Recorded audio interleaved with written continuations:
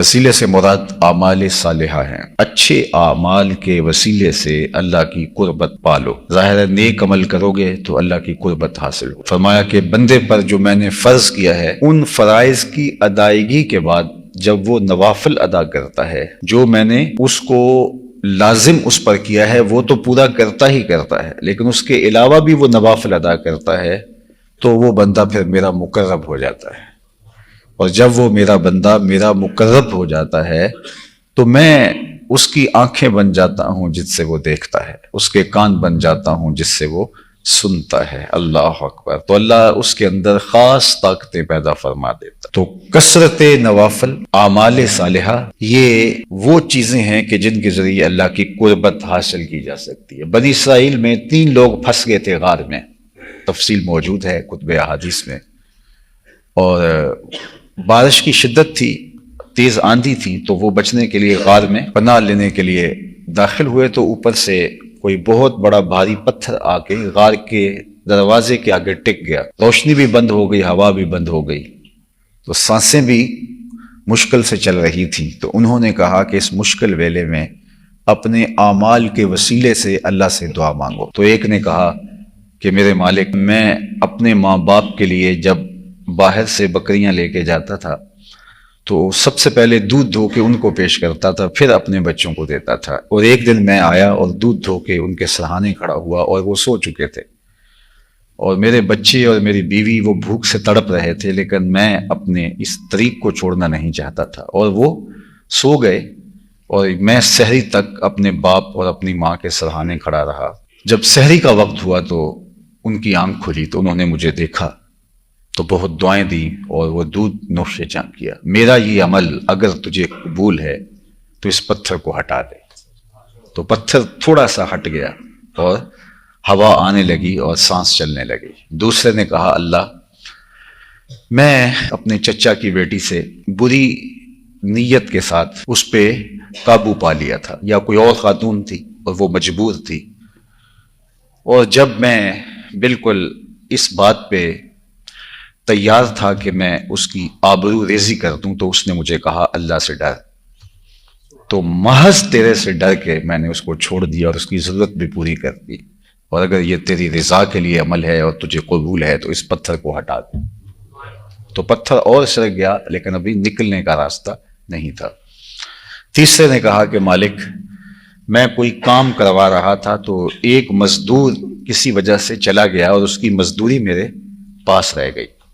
میں نے اس کو بہت ڈھونڈا لیکن بہت زیادہ ڈھونڈنے کے باوجود وہ مزدور مجھے نہیں ملا۔ اس کے تھوڑے سے پیسے میرے پاس تھے تو میں نے اس کی ایک بکری خرید کے اپنے ریوڑ میں رکھ دی، اور میں نے کہا کہ اس کا مال اسی طرح بڑھتا رہے گا۔ اور مدتیں بیت گئیں، اس بکری نے بچے دیے، پھر اس نے بچے دیے، پھر اس کی آگے نسل چلی، حتیٰ کہ وہ بھی ایک ریوڑ بن گیا۔ ایک عرصہ کے بعد، سالوں کے بعد وہ گزرا اور اس کو یاد آیا تو اس نے کہا کہ میری تمہارے پاس مزدوری ہے۔ تو میں نے کہا بالکل ہے، یہ جو ریوڑ ہے یہ تمہارا ہے۔ تو اس نے کہا مجھ سے مذاق تو نہ کرو۔ تو میں نے کہا نہیں، یہ تمہارا ہے، میں نے تمہاری مزدوری کو کام پہ لگایا تھا اور آج یہ ایک ریوڑ کی شکل میں ہے۔ تو میں نے اس کا شکریہ بھی ادا کیا اور وہ ریوڑ اس کے سپرد کیا۔ یہ عمل اگر تیری رضا کے لیے تھا تو اللہ اس پتھر کو ہٹا دے۔ تو وہ پتھر پیچھے ہٹ گیا اور یہ تینوں لوگ غار سے باہر آ گئے۔ صحیح حدیث ہے، بنی اسرائیل کے حضور نے واقعہ بیان فرمایا۔ تو یہ عمل کے ذریعے سے اللہ کی قربت اور اللہ تعالیٰ کے حضور دعاؤں کی قبولیت کا ذریعہ ہے۔ وَابْتَغُوا إِلَيْهِ الْوَسِيلَةَ کا ایک مفہوم یہ ہے۔ وَابْتَغُوا إِلَيْهِ الْوَسِيلَةَ کے اور بھی مفاہیم بیان کیے گئے ہیں، اور بعض نے کہا کہ اس سے مراد زوات کا وسیلہ ہے۔ اللہ کے پاکیزہ بندوں کی قربت اور صحبت کے ذریعے سے اللہ جل شانہ تک رسائی حاصل کرنا، یہ ہے اس سے مراد۔ بنی اسرائیل کے اندر جس شخص نے 99 قتل کیے تھے اور پھر وہ ایک زاہد کے پاس گیا جو عالم نہیں تھا، صرف زاہد تھا، اور کہا میں 99 اشخاص کا قاتل ہوں، تو کیا میرے لیے توبہ ہے؟ تو اس نے کہا کہ اتنے قتل کرنے کے بعد توبہ کہاں سے ہوگی؟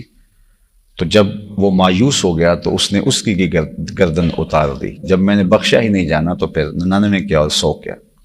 لیکن اس کے اندر ابھی یہ آرزو تھی، تو پھر لوگوں نے بتایا کہ فلاں بستی میں کچھ نیک لوگ رہتے ہیں اور ان کی صحبت میں جا کے تو بیٹھ جا اور ان کی طرح اعمال بجا لا، اور ان کی صحبت کی برکت سے تیرے گناہ دھل جائیں گے اور تیری توبہ قبول ہو جائے گی۔ تو وہ اللہ والوں کی بستی کی طرف چل پڑا، ابھی راستے میں ہی تھا کہ روح قبض ہو گئی۔ جنت کے فرشتے بھی آ گئے اور جہنم کی طرف لے جانے والے فرشتے بھی حاضر ہو گئے، اور انہوں کا باہم آپس میں یہ تنازع بن گیا کہ کون لے کے جائے۔ اہل جنت کہتے تھے یہ توبہ کے لیے جا رہا تھا، اور جہنم سے آنے والے فرشتے کہہ رہے تھے کہ یہ 100 اشخاص کا قاتل ہے۔ تو اللہ تعالیٰ جل شانہ نے ایک اور فرشتہ بھیجا جو ان دو فرشتوں کے مابین تنازع کو ختم کرے۔ اب دونوں متفق ہو گئے اس پر، اور وہ اللہ کا فرستادہ تھا، تو اس نے کہا زمین ناپ لو، اگر ادھر سے زمین کم ہے جدھر جا رہا ہے تو جنت میں لے جاؤ، اور اگر ادھر زمین کم ہے جدھر سے آ رہا ہے اور آگے ابھی زیادہ جگہ ہے تو اس کو جہنم والے لے جائیں۔ اور پھر زمین ناپی جانے لگی۔ کہتے ہیں وہ بالکل تقریباً درمیان میں کھڑا تھا، اور جب موت آئی وہ گرا تو اس کو شوق تھا، تو شوق میں اس نے اپنے آپ کو گھسیٹ کے آگے کرنے کی کوشش کی، تو ایک بالشت آگے بڑھ گیا تھا، تو اس وجہ سے اس کی بخشش فرما دی گئی، اس کو جنت والے لے گئے۔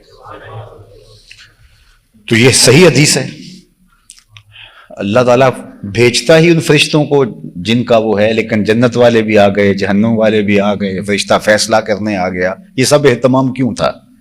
پھر یہ ناپو، یہ ناپو، یہ فیصلہ ہوگا، یہ دنیا کو بتلانا مقصود تھا کہ جہاں اللہ کے بندے بستے ہوں اس بستی کی طرف رخ کرنے سے بھی برکتیں نصیب ہوتی ہیں۔ تو وابتغوا الیہ الوسیلہ سے مراد صالحین کی صحبت کے ذریعے سے، ان کے پاس بیٹھ کر کے ذکر اذکار کے ذریعے سے، اللہ کی یاد کے ذریعے سے، ان کی صحبت کا نور پا کے اللہ کی قربت حاصل کرنا ہے۔